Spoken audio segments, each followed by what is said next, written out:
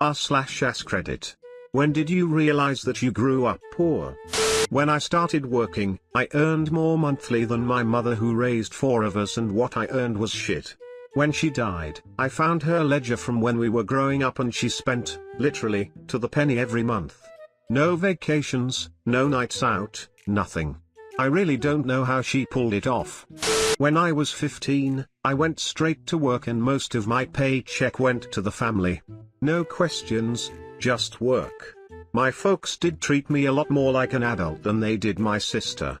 I got to sleep in on the rare weekends I didn't work. My dad would talk to me about sports like I was an equal. Mom would trust me with doing things a child wouldn't be trusted to do, like taking care of my siblings when my parents were at work, which was often. My day was non-stop from 4:30 a.m. to around 9:30 p.m.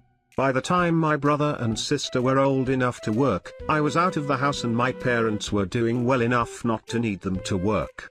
I never realized how important that was to my folks until my brother's graduation from college, where he was to give a speech as president of the SGA and named me as his biggest influence because I worked and took care of the kids when my parents were away, making sure they had someone there for them, and my mom just grabbed my knee and just started bawling.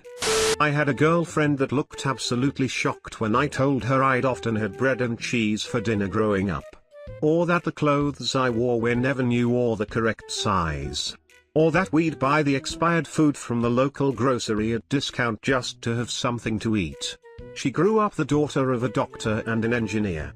Realizing all my friend in primary school did dance and gymnastics together and I didn't do any extracurricular, and then the recession hit us hard and we sold our TV for a year or two, my dad selling his mobile phone because he only went to work and came back so he didn't really need one. It's just little things, but I never realized it was because of money troubles until I was much older. On the plus side, I'm overly frugal as an adult now, so I guess that's something. I never had the realization BC I knew we were poor earlier than I can remember. My parents told me the story of how a kid in preschool told me Santa wasn't real, and I said back, Santa has to be real BC, mommy and daddy are too poor for presents. My parents shot straight with us from a very young age Lamau. When I was 4 and I got a handful of chips as a present. Then again when I was in 2nd grade and we were living in our car at a park. And another time that year my art teacher at school bought me a sweater because I was always cold. I remember a group of kids in class talking about how much money their parents had to pay to fill up the gas tank in their cars. It was like $80 and my parents would only spend max $10. I remember going home and asking my mom why they wouldn't just get the same car as us BC, it cost less, and my mom told me it takes the same amount of money, that's just all we can afford to put in it at once. I went from being destitute poor, living in a rat-infested condemnable shack as a kid, to being upper middle class, when I was put in the care of my uncle and aunt. First night my uncle takes me shopping for food, and he's like, so I was thinking rack of lamb for dinner, and I was like, is it Easter? And that was the most I've ever realized how the other side lives. Then I got to live on it. My single mom packed us all in her AMC Hornet on Christmas Eve to go get a Christmas tree. This was 1977, the first year of my parents' divorce, and life had been fairly middle class to that point. I was 7 and pretty oblivious to things up until that point. So, everything just sort of felt like an adventure. We got to the farm stand, picked out a tree, and I recall the guy just sizing us all up and let us have the tree for free. My mom was really touched, like deeply, and she wasn't one to display emotion like that. I remember the feeling, it was like a sense of cold coming over your body, that this man was being kind to us as things weren't quite right for our little group. Suddenly, things started clicking for me. Why did we wait to get a tree until the night before Christmas? The government cheese and number 10 can of peanut butter weren't given to my mom due to them having extra, and they decided anyone could have it. The used car we drove was a crate, lacking reverse wasn't a funny game to manage in parking lots. This was the start of us living on the lean, and it became more and more apparent that my dad wasn't sending child support. I've got a soft spot in my heart for that man. His kindness was maybe not much of a big deal for him, heck, who was shopping for trees at that point, right? But, he shook me into reality, and I think I needed to get growing up at that point. Tougher times were ahead. I've repaid that kindness to others in small ways over the years, especially when I see little ones caught in an embarrassing moment for mom, not enough for the groceries, so we put things back or abandoned our cart at the register. It's funny when you extend yourself like that, there's an unspoken common bond between you and that other person. They start to lightly object, and it switches to almost an overly appreciative thank you. Then you have this stillness where mom connects the little boy in the cart to the man jumping in to pay for her groceries. It's not a gesture seeking recognition, it's just a real human moment. My first semester in college, a year ago, I was invited to go to a barbecue and told to bring hot dog buns. I showed up with a loaf of bread, not understanding that there were specific buns for hot dogs. We used bread for lots of things, burgers, hot dogs, sandwiches, etc. Thankfully everyone thought I had just misheard the host and played it as a big joke, but it was definitely an I grew up poor moment for me. Around 4th grade I was walking around with a hole worn through the bottom of my shoe, and usually my socks as well. I had to walk on the outside edge of my shoe when it rained so my foot didn't get too wet.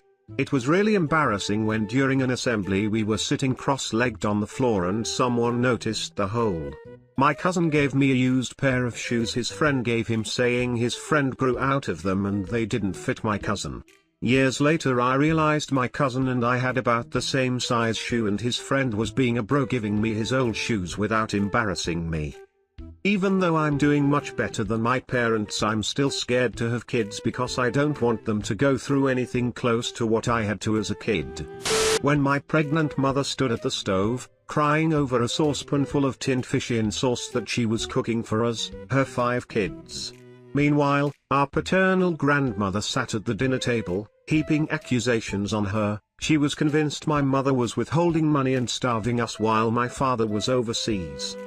It was a huge eye-opener when I was so little and bred a lot of distrust in my life for close relatives, including my grandmother.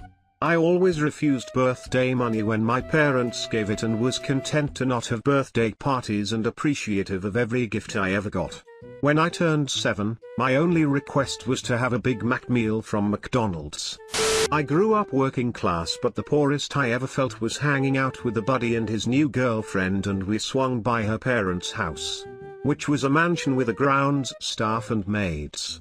When I got there, one of the maids asked me if I wanted some clothes. She laid out like 20 outfits she was planning on throwing out that day, and since I was a friend of the family I got first dibs. They were all new clothes in my size. I just loaded an armful like I was looting LA and stuffed the back of my car full. Then I got lost trying to find my way back to her room. It was on the 2nd floor past the gym but before the greenhouse. I got lost in the kitchen. When I finally got back to her small bedroom, I couldn't find her because she was in her bathroom. My buddy couldn't figure out why she was so sensitive about money. I had to explain to him that rich people don't like to talk about money. They didn't last long. Talking to my boyfriend on the phone, at 16. I was telling him some funny stories of my childhood. And a few had details, like one was how often largish critters got in the house cause it had holes. We had a particularly annoying opossum one year that kept getting in. My boyfriend said, "Wow, you guys really were poor, weren't you?" No, we had plenty and we're always happy, and, well, now that I think about it, mom and dad skipped dinner a lot because they had big lunches and we never went places that cost extra, and so we had to save cans and glass bottles for a year to pay for vacation gas money to camp on the beach. Glass shatters, holy crap, we were poor. But my childhood was much happier than boyfriend's, now my husband. I never felt poor and still prefer our way of having fun. My parents had a look, but don't touch rule when we were in shops. They used to take me shopping just to look at all the new toys and things to make me happy and then go back home without getting anything. One time when I was around 7, our next door neighbor took me out with her family, and her son got to pick up various toys and choose a couple that he wanted. I was blown away by the fact you could actually buy toys from a toy shop.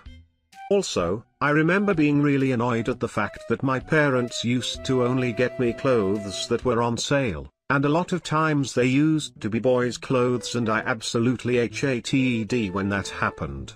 I wanted the pink and cute dresses, but I only got them when family friends gifted them to me. Choosing and buying my very own outfit aged 10 is one of my most treasured memories now. Thank you for watching this video and don't forget to like, comment and subscribe for more.